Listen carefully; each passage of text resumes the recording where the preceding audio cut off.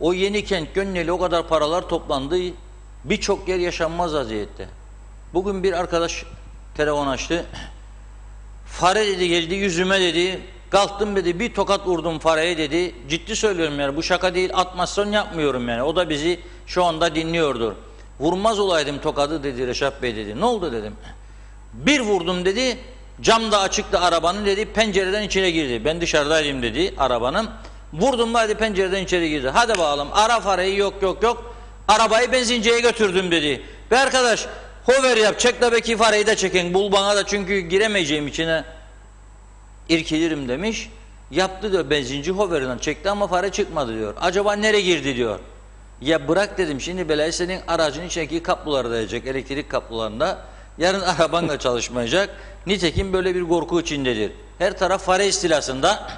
Ama sorsak belediyede ne yapalım? Sırayla derler. Para yok derler. Kolay mı derler? Peki o zaman kolay değilse kolay gelsin size ne yapabiliriz yani. Ama maalesef bu kadar basit konuları konuşur hale geldik. Şimdi Türkiye'nin bazı noktalarını eleştireyim. Ben de. Türkiye bize müdahale eder. Ederse görürsem eleştireyim. Ama yani şimdi sen belediyeyim diyorsun. Birçok yere para harcayabiliyorsun. Ama bir temizliği yapmıyorsun bana. Otları bölgende temizletmiyorsun. İlaçlamayı yeterince yapmıyorsun zamanında.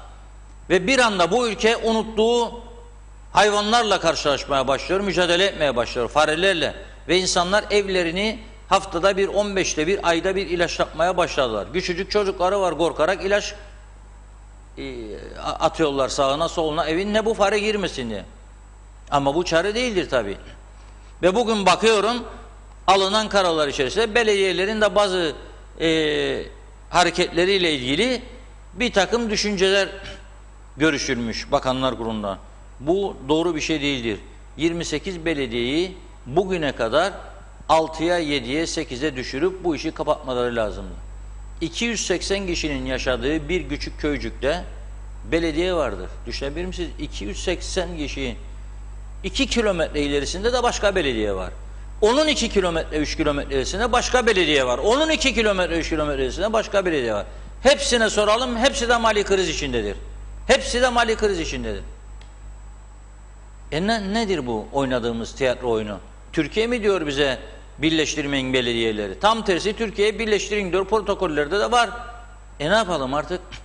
Madem ki arkadaşlar birleştirmiyor, madem ki herkes bir tarafın baskısı altında hareket ediyor, olmaz yani. Gerçekten Bakanlar Kurulu'nun bugün ortaya koyduğu kararların içerisinde konuşabileceklerimiz bunlar. Ama kriz döneminde ben bir vatandaş olarak ne bekliyorum? Arkadaşlar zaten ekonomi çökmüştür. Döviz de patlamıştır. Bizim 2 yıl, 3 yıl kendi kendimizi kandıracak, fuar açacak halimiz yok. Ben fuar alanını 2 yıl süreyle pandemi hastanesi ilan ediyorum. Tak tak tak kurulur. Arkadaşlar ticaret odasını çağırırsınız. Sanayi odasını çağırırsınız. İş Adamları Derneği var. Çağırırsınız. Genç iş adamları var. Çağırırsınız. 4 örgütü çağırsanız da pamuk eller cebe deseniz o pandemi hastanesine dönüşmesi için fuar alanının madem ki size pırıl pırıl otel veriliyor onu da beğenmiyorsunuz yahut da birilerinin baskısı altında adım atamıyorsunuz, korkuyorsunuz.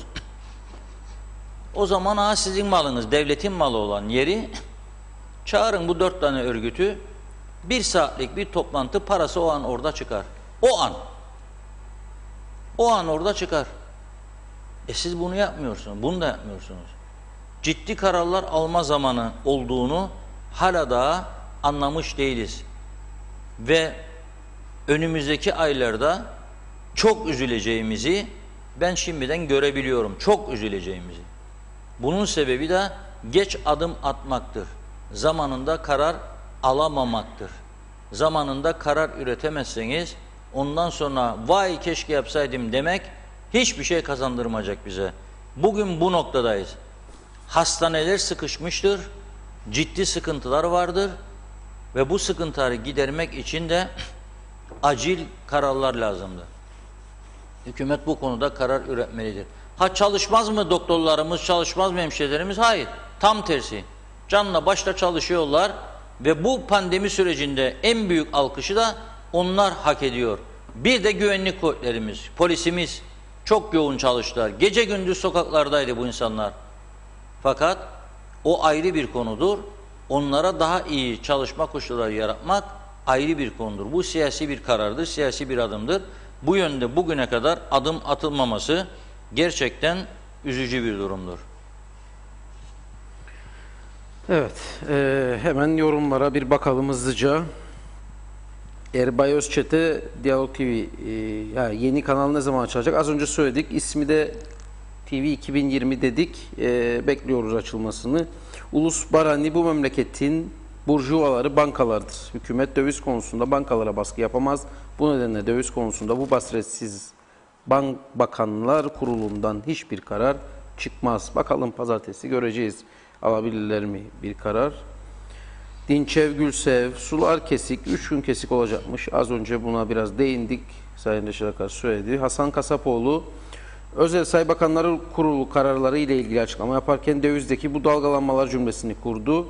TL'nin hortuma yakalandığından bahsetmedi demiş. YouTube'da yok muyuz bugün?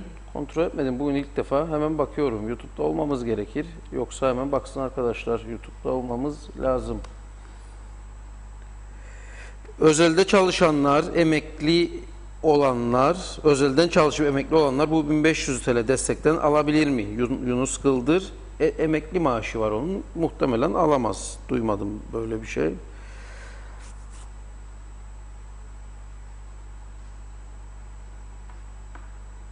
Almanya'dan haber veriyor Kamil Özalay. Şehirlerde PCR merkezleri kuruldu. Hazırlıklar devam Rum tarafı da kurdu. Demiş. Hayır, Rum tarafı da kurdu.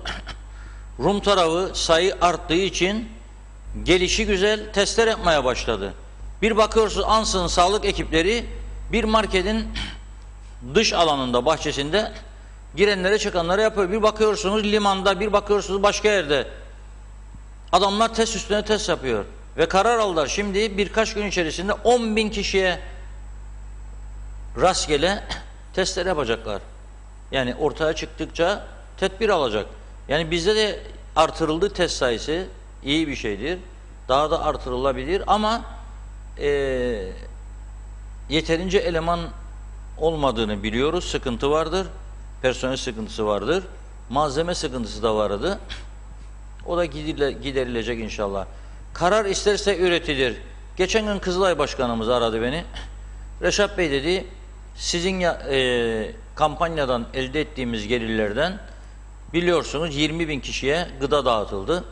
Bunları da kamuoyuna açıkladık tüm detaylarıyla. Geriye 1.070.000 lira kalmıştı. Sağlık Bakanı bizden yeni ek bir hastane veyahut da ek bir acil düzenlemesi için yatak ihtiyacımız var demiş. Bize yardımcı olabilir misiniz? Kızılay Başkanı aradı beni. Dedi ki bu kampanyayı siz düzenlediniz. Evet, para Kızılay'ın kullanımındadır ama bloke edilmiş bir paradır. Size bilgi vermek istedim. Görüşünüzü de almak istedim. Ben de yani bir miktarını seve seve dedim. Sağlık amaçlı harcayabilirsiniz. Buna dedim bizim bir itirazımız olmaz.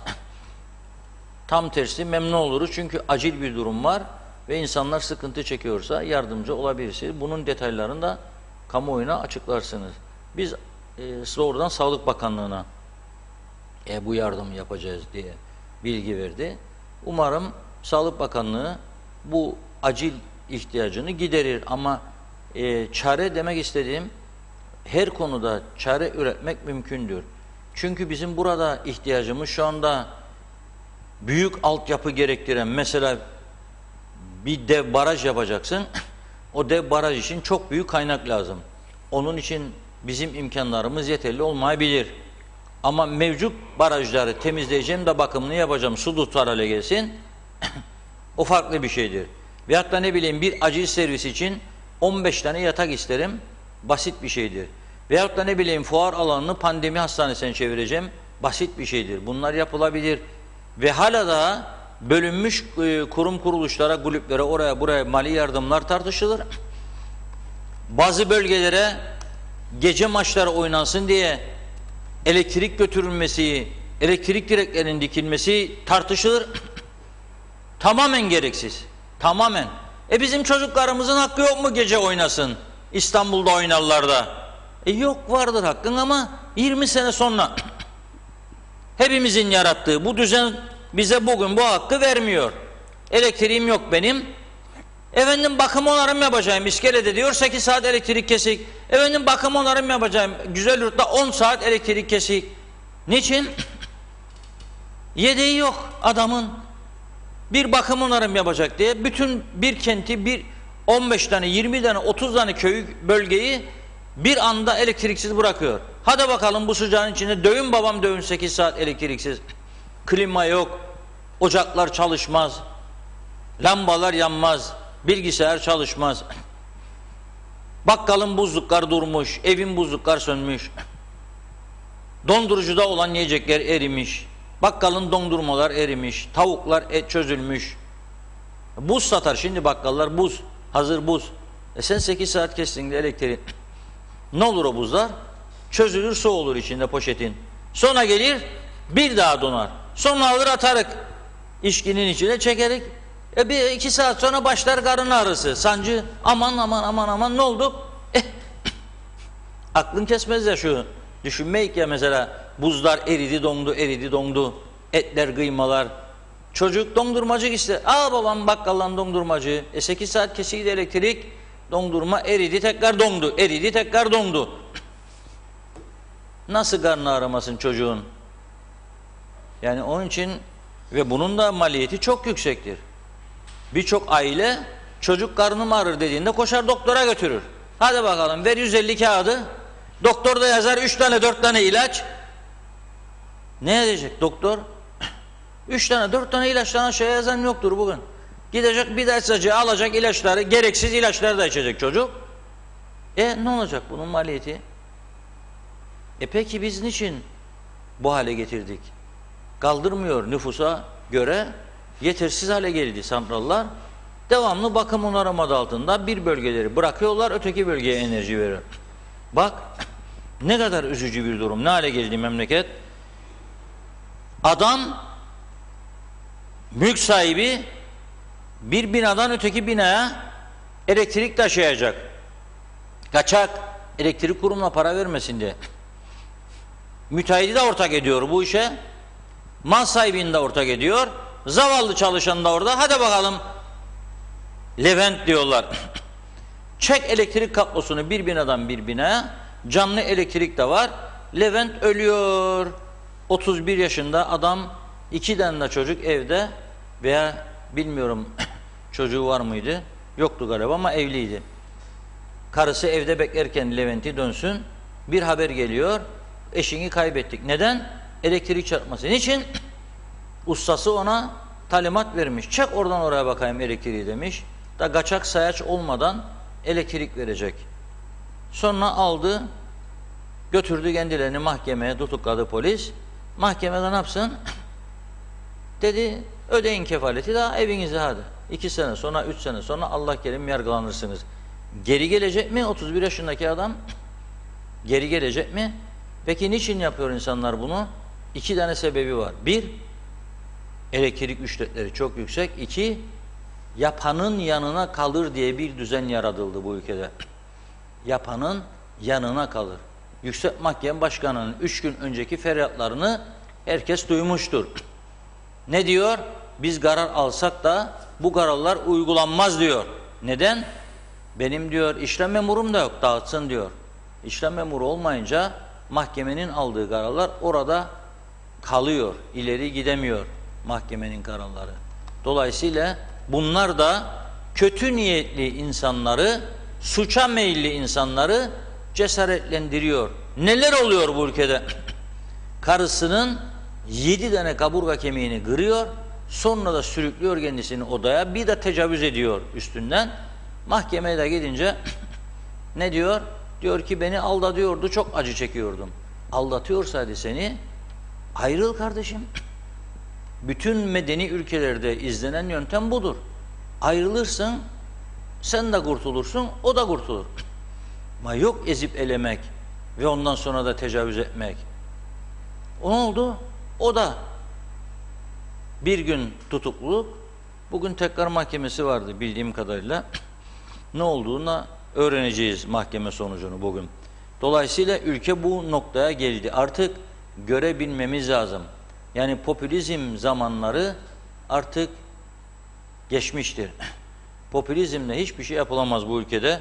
Çok ciddi, çok sert kararların alınması elzemdir. Daha fazla tehire hiç fırsat yoktur. Federasyon başkanlarına da diyeceksiniz, kulüp başkanlarına da arkadaşlar biz yanlış yaptık. Biz küçücük bir çocukken çok büyük ayakkabılar giydik. Bizim üzerimize bol giyen pantolonlar, gömlekler giydik. Benim gömleğimin size'ı eğer 41 ise 45 size, 46 size gömlek giydiğimde böyle olur önümde. Oturduğum bu yerde gömlek böyle bol bir vaziyette önümde durur ve zannederler ki Reşat Bey şişmanladı, göbek büyüdü, bakalım ne kadar yiyor içiyor derler. Onun için neyse size, o size'i giyecek herkes. Ayakkabı numarası 42 ise 42 giyeceksin. 42 ayakkabıya 47 numara giyersen olmaz. Biz bu kadar zamandır 35 numaraya 45 numara giydik. Olduğumuzun çok üstünde. Türkiye'de var bizde de olsun Sayıştay. Türkiye'de var bizde de olsun bilmem şu. Türkiye'de var bizde de olsun. Kaldırmaz arkadaş. Kaldırmaz bu nüfus. Türkiye'de Süper Lig'e geçti, ben de Süper Lig'e. Otur yerinde ya, birincilik senin neyine yetmez. Yok Süper Lig olacak. Bir yığın lig doğdu. Bir yığın kulüp doğdu. Ve şimdi gece maçlarıymış oynansınmış, ona yaptın bana da yap diyor. Yapacaksın ya. Yapmazsan o yok diyecek sana ondan sonra. Halbuki bunu yapacak gücün yok senin. Gerçek durum bu. Yapamıyor. Seçim öncesi elektrik kurumunu biz adam etmesini beklerdik. İmzalanan protokollerde öyle diyor. Elektrik kurumu tümüyle aslında ve telefon dairesi özelleştirilmesi lazım. Çok geç kalındı. Bunu yapacak cesarette bir siyasi parti var mı bu ülkede şu anda? Ben göremiyorum. Varsa çıksın Hodri Meydan desin ki ben varım. Yoktur öyle bir parti. Hepsi korkudan, sendikal baskıdan, korkudan titriyor. Ve ne yapıyorlar? Türkiye ile görüşmede aman efendim biliyorsunuz biz de işte falan yeni geldik. Özerkleşme. Kendi kendini kandırmadır bu. Özelleşme neymiş? Bir kısmınıymış özel yapsınmış, bir kısmınıymış devlet yapsın. Tamamen kandırmaca, yalan dolan hikayesi. Ve bugüne kadar en pahalı elektriği bize sattılar. Bugüne kadar 100 milyonlarca dolarlık, euroluk malzeme alımlarında büyük şaibeler var. Ortaya çıkaramadılar. Hiç kimse yargıya taşınmadı bugüne kadar. Ondan sonra da adaletten, şeffaflıktan, şundan bundan söz ederler. Kahvelerde halkın karşısına geçtikleri zaman veya miting meydanlarında. Tümüyle yalan. Tümüyle yalan. Telefon dairesi, bugün telefon isteyin bakalım. Yeni bir ev aldınız, bağlasın size. Bağlayamaz. Yoktur hat der. Arıza var. Arayın bakalım. Kaç günde gelecekler size arızayı tamire. Ne var? Devam edecek orada diyor. Niçin? Öyle diyor. Hiçbir şey yapılmadı. Hiçbir şey. Ve sen bugün elektrik kurumuna 86 kişi alacağım diye karar alıyorsun. Niçin? Ne ihtiyacın var? Neden bu zamanda? O insanlar da bizim insanımız değil mi? O zavallılara yazık değil mi? O ayrı mesele. Ama hiç alamayanlara da yazık değil mi? Sokakta kalanlara da yazık değil mi? Yağlı birini bulamadığı için işsiz kalana da yazık değil mi? Bencillik yapmayalım. Genel bütün ülkeyi düşünelim. Bitmesi lazım artık bu adam kayırmacılıkların. Tümüyle yok olması lazım. Çünkü bugün sen üzüleceksin, yarın komşun üzülecek. O bir gün akraban üzülecek, kardeşin üzülecek, amcan üzülecek, dayın üzülecek. Ve dönecek amcan diyecek ki bak diyecek kardeşimin torpili benden fazlaydı, çocuğunu soktu işe ama bizim torpilimiz yok, ensemiz kalın diye biz sokamadık diyecek. Ve iki kardeş birbirine farklı bakmaya başlayacak ki bakıyor şu anda insanlar. İşte bu düzenin yarattığı sonuçlardır bunlar maalesef. Evet, şimdi bir bilgi vereyim önce. Az önce mahkemeden kararı öğreneceğiz demişti. Eşini darp edip tecavüz eden kişiyle ilgili 6 gün daha tutuklu kalacak. O soruşturma amaçlı. Onu söyleyelim birincisi. Sonra devam edelim. Bu arada bir de bölmedim Reşat Bey ama şeyi ekleyeyim. Dediniz ya kulüp takımlarını falan birleştirsinler köyde. Bir örnek var. O örneği de en azından tebrik edelim. Mesarya hatta galiba 1. lige de çıktı. 5-6 köy bir araya geldi. Kendi inisiyatifleriyle. O da güzel bir örnek. Umarım artarak devam eder. Konuyla alakası olduğu için aklıma geldi. Ekleme yapmak istedim. Erol Canseç kusura bakmasınlar ama böyle sanki de sadaka verir gibi leblebi değerinde yardımlar hiçbir esnafı tatmin etmez.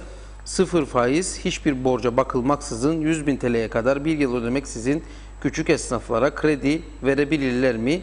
Veremezler. Çünkü kağıttan kale diyerek ekonominin genelini eleştiriyor Erol Bey. Asgari ücrete zam yapmayı düşünmüyorlar herhalde. Geçinemiyoruz artık. Bu konuya da değinin diyor Şebnem Taran hanımefendi.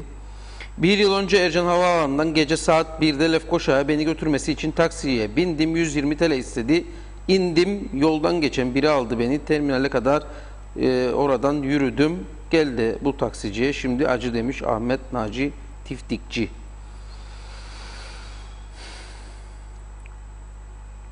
Devam ediyorum. Ümit Mustafa zamanında Anamur'dan gelen suyu barajdan fazladır diye denize boşaltmasalar ve derelere verseler yeraltı kaynakları tuzlanan sular tatlı olacaktı ve kuyuların içindeki su seviyesi yükselecekti ama bizimkilerin bir de siyasi kavgaları var. Fazlalık suyu vereceğiniz derelere ve acilen baraj yapılması gerekir, tespit edilip yapılması gerekir.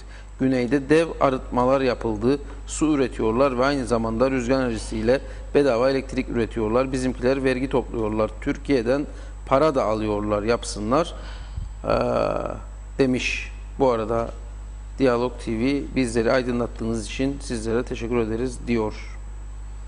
Deveye sormuşlar diyor Ali Arat, boynun neden eğri, nerem doğru ki demiş. Küçük bir ülkeyiz. 74'ten bu yana bu kadar beceriksizlerle buraya geldik. Bundan sonra buradan geri gidemeyiz.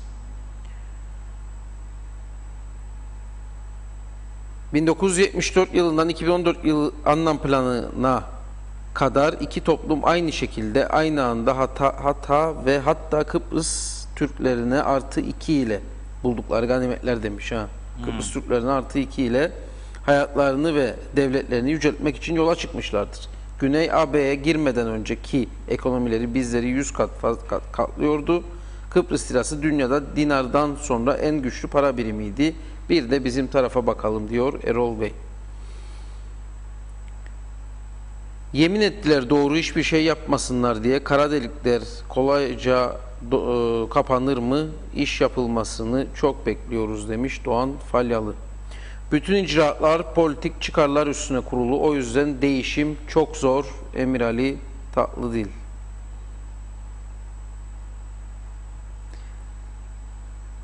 Bizdeki PCR testleri kime yapılır? Bence sadece deniz ve hava yoluyla gelenlere yapılıyor. Adada yaşayan herhangi birine rastgele yapılmıyor. Evet, şu an öyle bir şey yok. Rastgele yapılmıyor. Şebnem Hanım diyor ki hasbuhat pislikten, ottan, böcekten, sinekten, kokudan geçilmiyor. Hemen belediyelerin bu işe bir el atması lazım. İhtiyaç sandığından bize yatırılan 3 defa 2000 TL karşılığı 1200 TL devlet bizden kesiyormuş. Doğru mu? Acaba doğru mu acaba? Yani bizim paramızı bize mi satıyor? Var mı bilginiz? İhtiyaç sandığındaki birikimlerden 2000 lira ayda şans tanıdı. Çekiyor kendi parasını çektiği. Şimdi 1200 TL devlet bizden kesiyormuş diye soruyor. Böyle bir şey bilginiz var mı Hakan Keskin? Şey. Benim de bilgim yok. Yanıltmayayım sizi. İlk defa sizden duyuyorum bunu.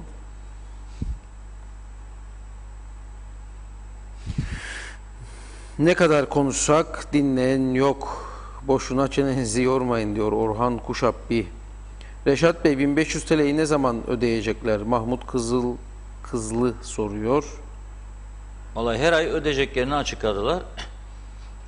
Ödemedikleri ay niye ödemiyorsunuz diye sormak görevimizdir. Soracağız.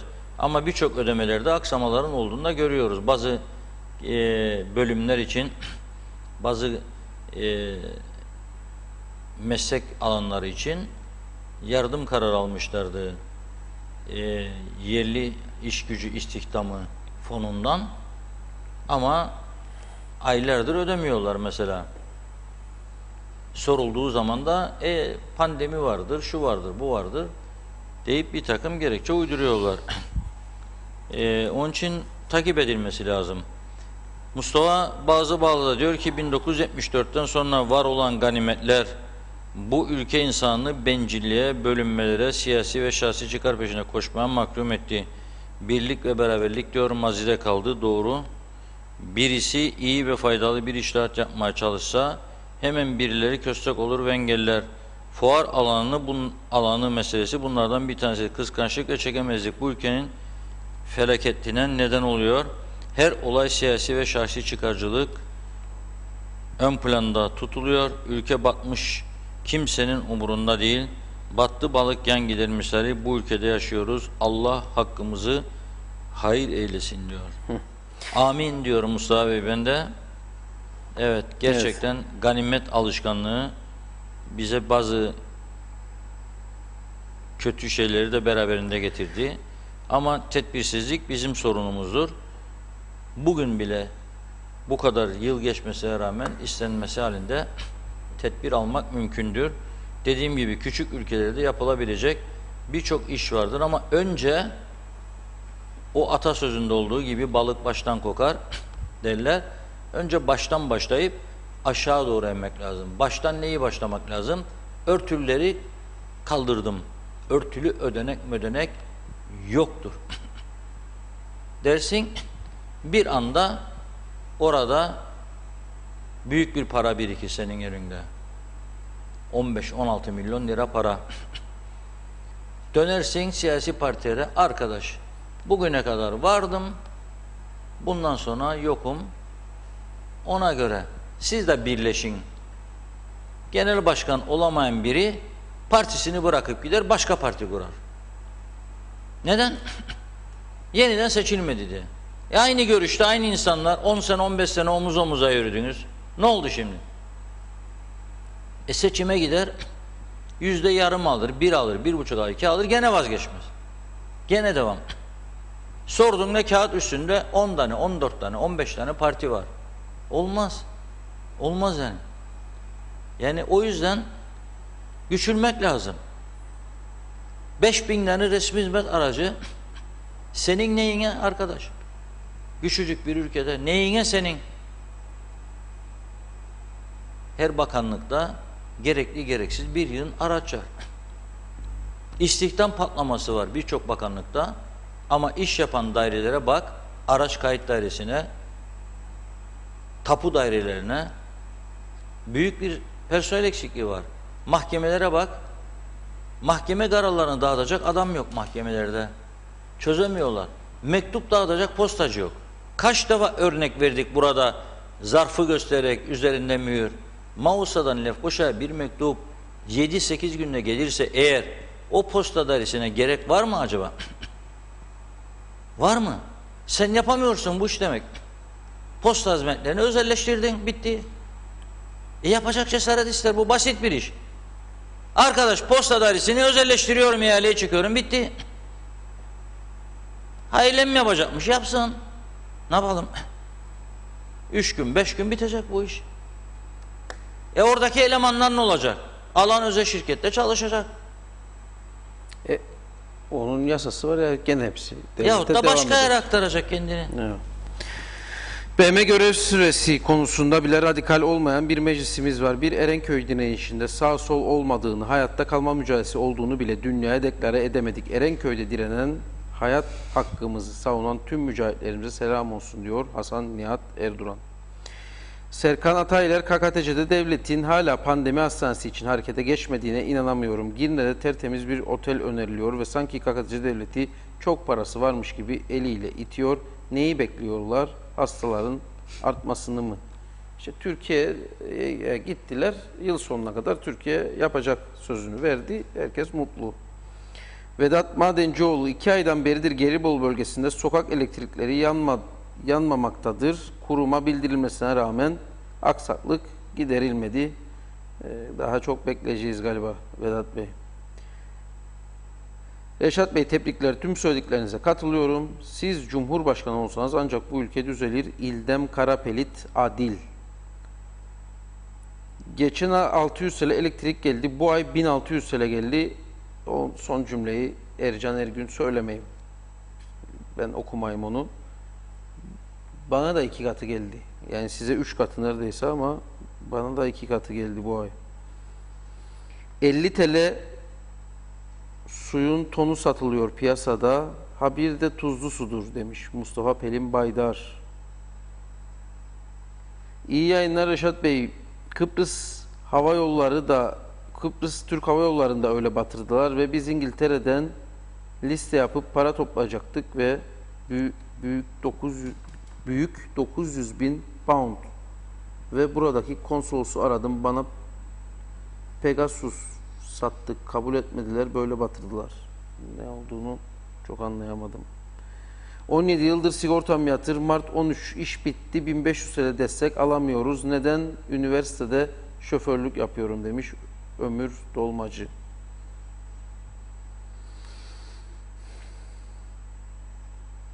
Fazlalık su değil, o sistem gereği hat hep dolu kalmak zorundadır. Geçitköy dolunca 28 milyon tonun fazlası çıkış noktasından denize bırakılıyor. O su terfi ettirilse elektrik maliyeti var ve taşan yine 2,5-3 kilometreden geri denize dönecekti. Yanlış biliniyor demiş Hasan Nihat Erduran. O taşan dışarıya akıtılan suyla ilgili. Vallahi ne o bilir, ne ben bilirim, ne başkası bilir o su neden taştı, neden gitti. Sorumlu, ilgili olan bakanlar da bilmez.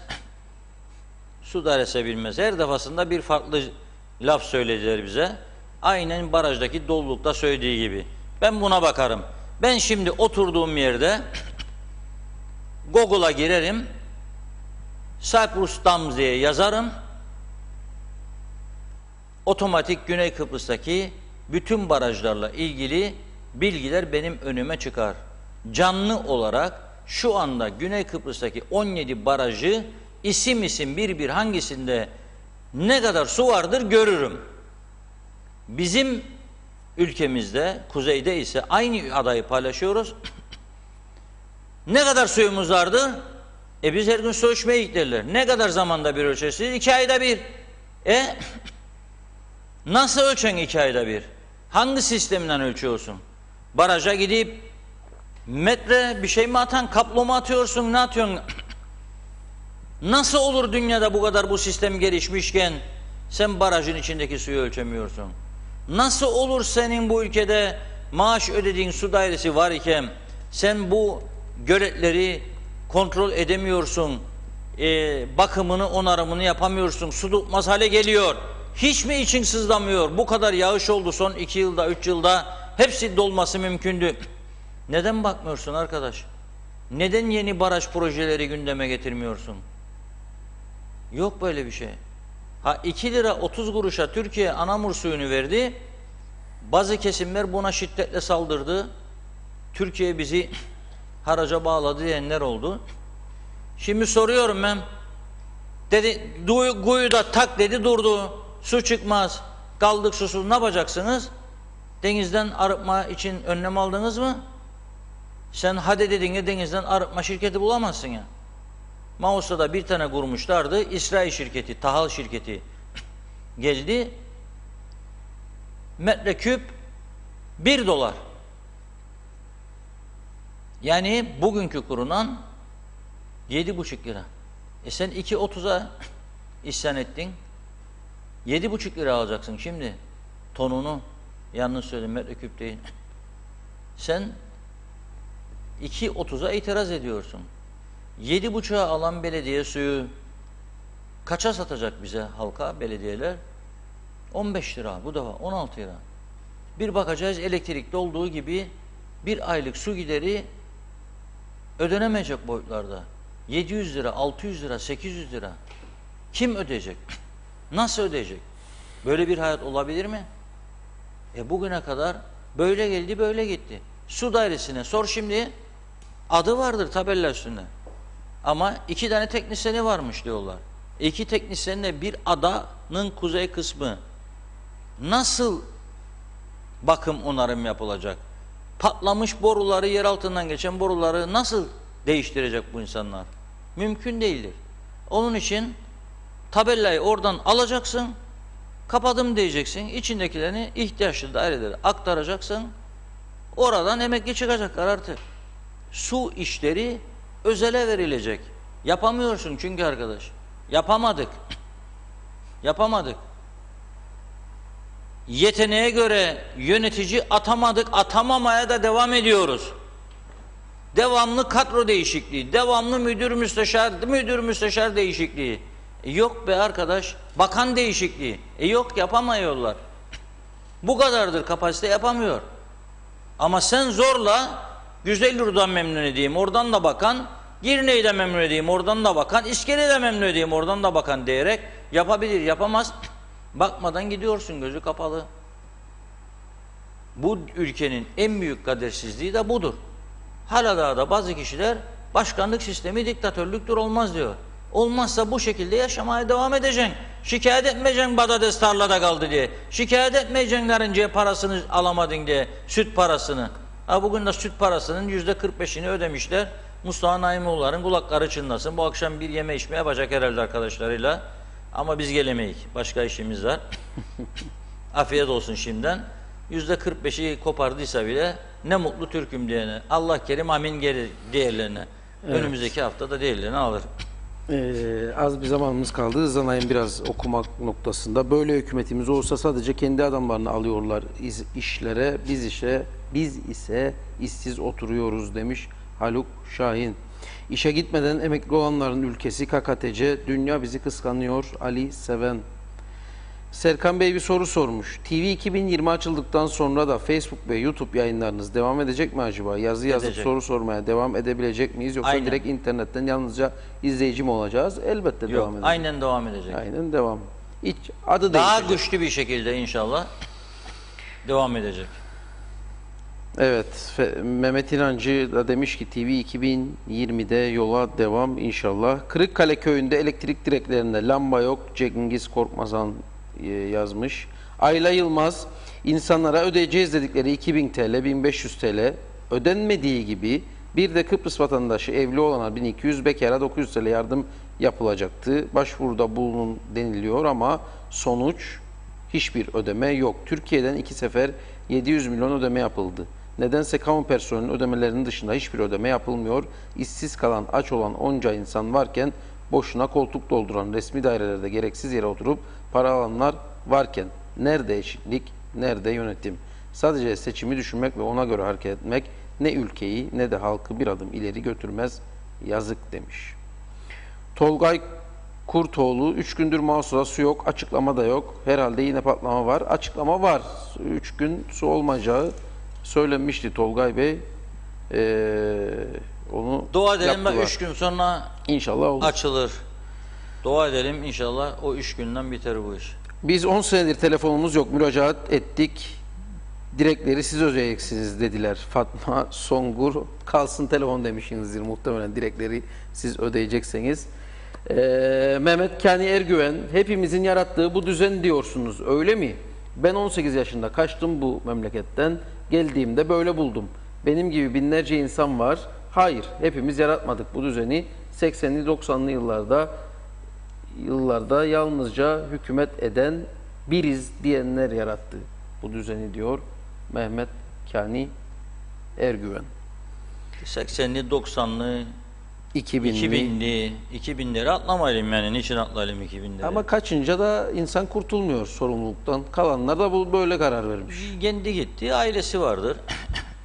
Arkadaşlara vardır. Yani bu zaten genel anlamda söyledik. Yani şimdi biz KKTC'nin kötüye gitmesi için mi çalıştık mesela? Biz kendimizi de koyuyoruz bunun içine. Hepimiz suçluyuz diyoruz. Yani bu herkes de sorumsuzdur anlamına gelmez. Yarattığımız bir düzene ezici bir çoğunlukla ayak uydurduk. Yani bu açık. Şimdi elektrik kurumunu, telefon dairesini özelleştirelim diyelim. Kime peşkeş çekecekler diye başlar bağırmalar. Bunda sen değilsen amcan var, amcan değilse dayın var, dayın değilse arkadaşın var, arkadaşın değilse komşun var, var.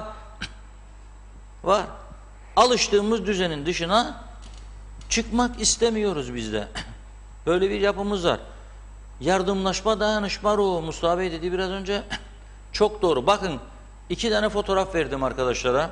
Evet, Gelsin. fotoğraflar koyalım. Güney bakalım. Kıbrıs'ta anlatmıştım daha önce, ekonomik kriz çıktığında, bankalar battığında, insanların bankalardaki paralarının %40'ı tıraşlandığında demiştim ki bir yardımlaşma kampanyası başlattılar. Kime? Özellikle Yunanistan'daki insanlara, marketlere gittiğimizde sepetler vardı, yardım sepetleri. Boş. Ellerinde Yunanca, İngilizce kağıtlar, orada görevliler. İzin şeyleri göğüslerinde asılı. İçeri girip alışveriş yaptığınızda gönlünüzden kopan bir şey de getirip atınız buraya diye. Makarna, şeker, pirinç, ne bileyim konserve, ne isterseniz. Bu yardımlaşma kampanyasını başarıyla yürüttüler. Elbette o market sahipleri veya bu insanlar kendiliğinden çıkmadı oraya. Birileri, devletin bazı birimleri onları yönlendirmiştir. Yani bazı birimler onları yönlendirmiştir. Böyle bir oluşuma gitmişlerdir. Şimdi bakıyorum arkadaşlar, Lübnan yardımları var. 2 tane Sezgin Bey'e gönderdiğim fotoğraf var. 2 tane fotoğraf var Sezgin Bey'e gönderdiğim. Yardım arabası var marketin içinde. Tamam, o otobüs olan mı o? Bir sana gelenleri koy ekrana, görelim bakalım nedir. Var olanı ver bir ekrana görelim.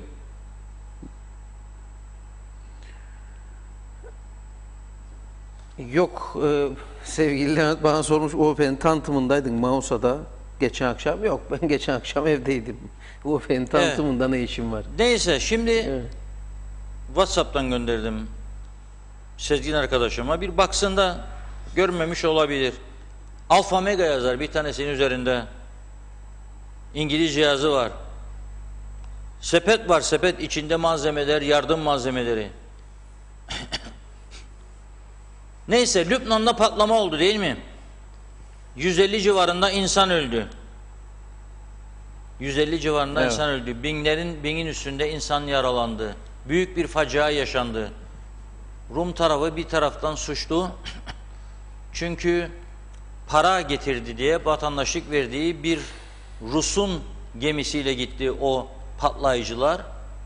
O büyük bir suç ortaklığı var bu işte. Bilinçli değil elbette ama senin işte gelişi güzel para alacaksın diye vatandaşlık vererek yaptığın uygulamanın bir sonucudur.